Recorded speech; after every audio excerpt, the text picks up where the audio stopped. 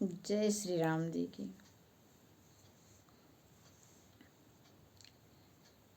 आजकल हम लोग अयोध्या कांड का पाठ सुन रहे हैं और यह उस समय का वर्णन किया जा रहा है इसमें, जब भगवान श्री रामचंद्र जी सीता जी को ब्याह करके जनकपुर से लौटे हैं। पूरे नगर में खुशियां छा गई हैं। घर परिवार नगर चारों तरफ बस आनंद ही आनंद है। सभी बड़ा सुखमय जीवन व्यतीत कर रहे हैं। बहुत अच्छा लग रहा है सबको। ये तो हुई रामचरितमानस की बातें। इसका विवरण तो हम पढ़ेंगे अभी बाद में, लेकिन थोड़ा सा हम लोग कथा सुनते सुनते अपने घर में भी लौट आते हैं, क्योंकि घर तो हमारा वह स्थान है जहाँ पर हमारा सर्वाधिक समय बीतता है। तो ज़रूरी है घर पर चर्चा करना। अब देखिए कि आजकल शादी विवाह के बाद का माहौल कैसा तनाव और खिंचाव भरा हो जाता है,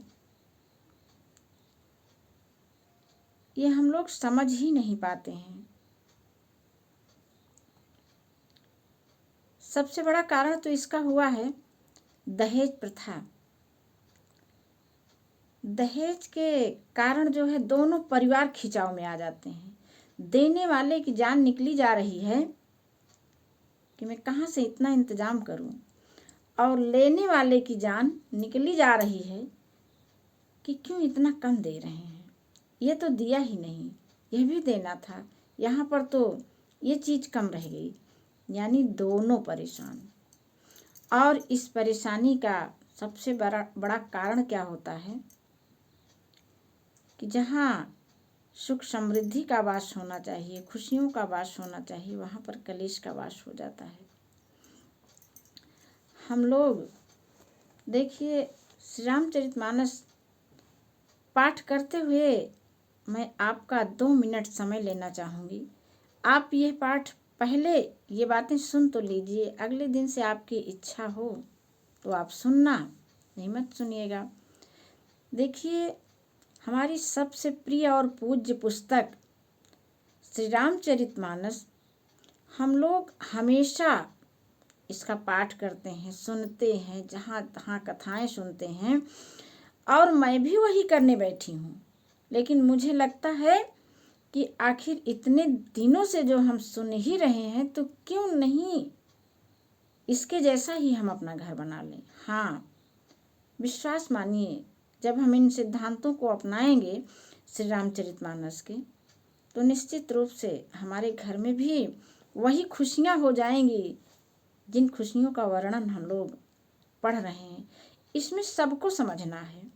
सबसे बड़ी भूमिका शादी ब्याह के बाद में सासू माँ की होती है, क्योंकि सासू माँ होती हैं। उनके धैर्य की इसी समय परीक्षा हो रही होती है। उन्हें चाहिए कि वे बहुत ही धैर्यपूर्वक अपने बहू बेटे के गृहस्थ जीवन में उनकी सहायता करें। यदि उनका धैर्य खो जाता है तो इसमें कितने लोग परेशान हो जाते हैं। बहू परेशान हो रही है, बेटा परेशान हो रहा है।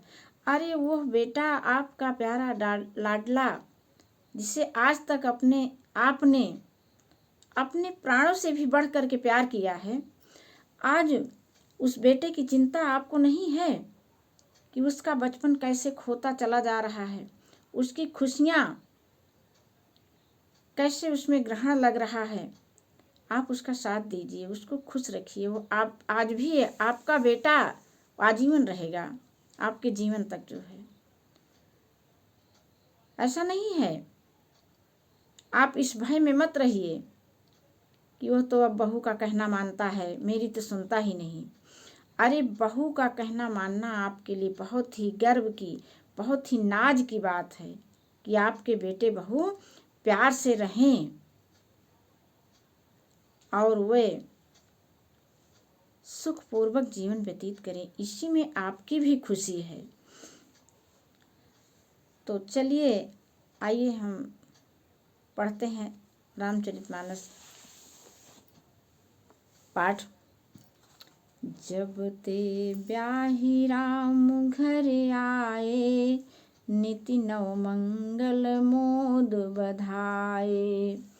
भुवन चारि दश भूधर भारी, सुकृत मेघ बरसहि सुख बारी। कहा जा रहा है कि जब से भगवान श्री रामचंद्र जी ब्याह करके घर आए हैं, चारों तरफ ही खुशियां छाई हुई हैं। और रिधि सिधि संपत्ति नदी सुहाई, उमगी अवध अम्बुधि कहूँ आई। मणिगण पुर नर नारी सुजाति, सुचि अमोल सुंदर सब भांति। रिद्धि सिद्धि और संपत्ति रूपी सुहावनी नदियां उमड़ उमड़ कर अयोध्या रूपी समुद्र में आ मिली हैं। नगर की स्त्री पुरुष अच्छी जाति के मणियों के समूह हैं, जो सब प्रकार से पवित्र और अमूल्य हैं और सुंदर हैं। इसी प्रकार हम लोग भी पवित्र मोती मणियों के गुण धारण करें और वैसा ही बर्ताव करके हम अपने आप को सुखी रखें, अपने बेटे बहू को सुखी रखें, अपने घर परिवार को सुखी रखें। हमारा अब सबसे बड़ा कर्तव्य यही बनता है। कहीं न जाई कछु नगर विभूति, जनु इतनी बिरंची करतूती। जहाँ पर एक दूसरे के लिए मन में प्रेम भावना होती है, उस जगह का वर्णन नहीं किया जा सकता। सत्य बात है, कोई नहीं कर सकता है उसका वर्णन। वहाँ पर तो इतनी सुख समृद्धि आ जाती है कि जैसे लगता है सब यहीं ही सबका वास हो गया हो। और सब विधि सब पुर लोग सुखारी, रामचंद्र मुख चंद निहारी। हम सब परिवार को भी यही कोशिश करनी चाहिए कि ये नव दंपति जो है प्रेम पूर्वक बर्ताव करें। यह इनके जीवन का बड़ा ही अमूल्य क्षण होता है। दोनों के प्रेम को बढ़ाने की हर कोशिश हम सब परिवार को करनी चाहिए कि वे जितना अधिक से अधिक प्रेम पूर्वक रह सकें और उनके प्रेम को देख करके हमारा भी मन प्रसन्न होना चाहिए, खुश हो जाएं, सुखी हो जाएं, अपने मन को आनंदित बना लें अपने बेटे बहुओं का प्रेम देख करके। न कि मन में चिढ़ से जाएं कि ये तो देखो तो दिन भर वह अपनी पत्नी को देखता रहता है, पति अपने पति को देखते रहे, हम लोगों को तो कोई देख ही नहीं रहा है, हम लोगों को तो कोई ध्यान ही नहीं दे रहा। भैया इस भिनभिनाहट से बचिए और अपने घर को अयोध्या जैसा बनाइए, स्वर्ग बनाइए।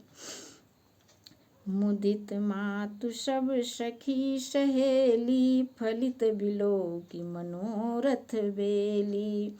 अब इसमें जो अर्थ होगा उसे तो आप कहीं भी सुन लेंगे, लेकिन मेरा मन कहता है कि आप इस समय में जितनी भी अपनी सखी सहेलियों से मिलें, अपने बेटे बहुओं का जी भर करके प्रशंसा करें।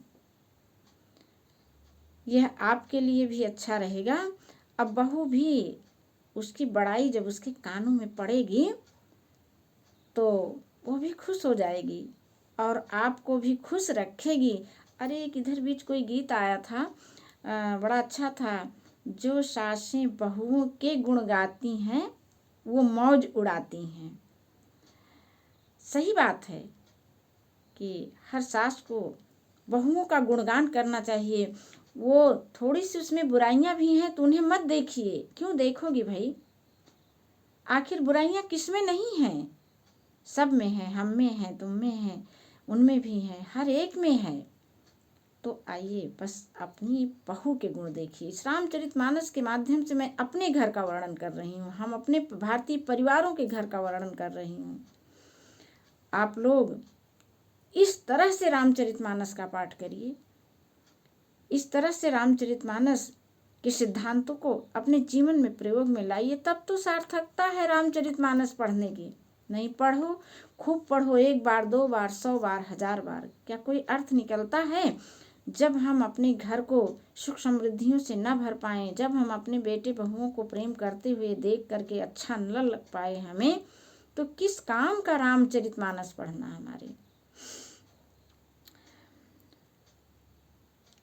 राम रूप गुणशील स्वभाव, प्रमुदित होई देखि सुनि राऊ।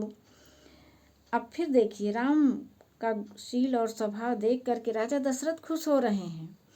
अब हर सासू का कर्तव्य होता है कि वह भी अपने पति से अपने बेटे बहुओं का खूब वर्णन कर करके सुनाए, उनको भी अच्छा लगे, वे भी खुश हों, तुमको भी खुशियाँ मिलेंगी।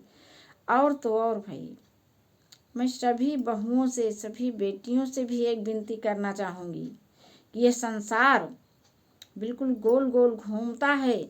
जो आप करेंगी कल वो आपको अवश्य मिलेगा। जो बीज आप अपने खेत में बोएंगी वो फसल बन के आएगा, अर्थात कई गुना बढ़ के आएगा।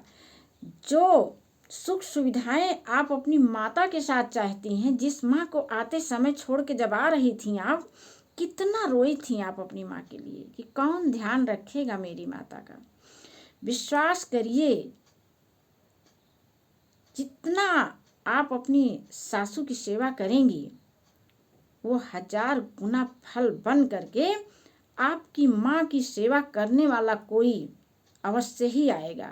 ये 100% सत्य बात है। आप बिल्कुल आजमाइए, ये तुरंत काम करता है, तनिक भी देरी नहीं लगेगी इसमें। सबके उरे अभिलाष यस, कहीं मनाई महेश। आप अछत जुबराज पद, राम ही देव नरेश। राम, कितना सुंदर वर्णन है। कहा यह जा रहा है कि सबके हृदय में सभी प्रार्थना कर रहे हैं भगवान शिव जी को मना करके। क्या कह रहे हैं कि राजा अपने जीते जी श्री रामचंद्र जी को युवराज पद दे दें। सबसे बड़ी भूमिका वो तो राजा और रामचंद्र के बीच की बात है। यहाँ सासुओं को भी चाहिए कि आप ईश्वर पर भरोसा करके, अपनी बेटी जैसा अपने बहू से प्यार करके, विश्वास करके, विश्वास ही सबसे बड़ा फल है। जहाँ विश्वास है वहाँ सब कुछ है। आप भी विश्वास करके अपनी बहू को मानिए तो कि अब वह यह घर उसका है, उसकी भी इच्छाओं का सम्मान होना चाहिए इस घर में। कौन करेगा उसकी इच्छा का सम्मान? पति करने लगे तो सास का मुंह बनने लगेगा, तो सास ही कर दे ना। ये मेरी प्रार्थना है, कोई आदेश मत समझिएगा कोई। मैं बहुत विनती कर रही हूँ।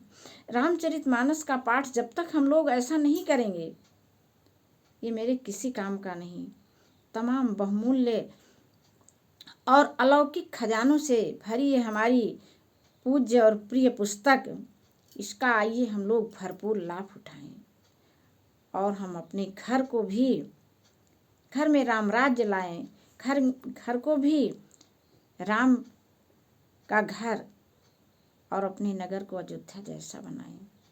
हाँ, ये सब कुछ हो सकता है। आप सोच करके तो देखिए, सोचने में क्या जाता है। सोचिए और एक कदम जितना आपके वश में है आप उतना चल तो लीजिए।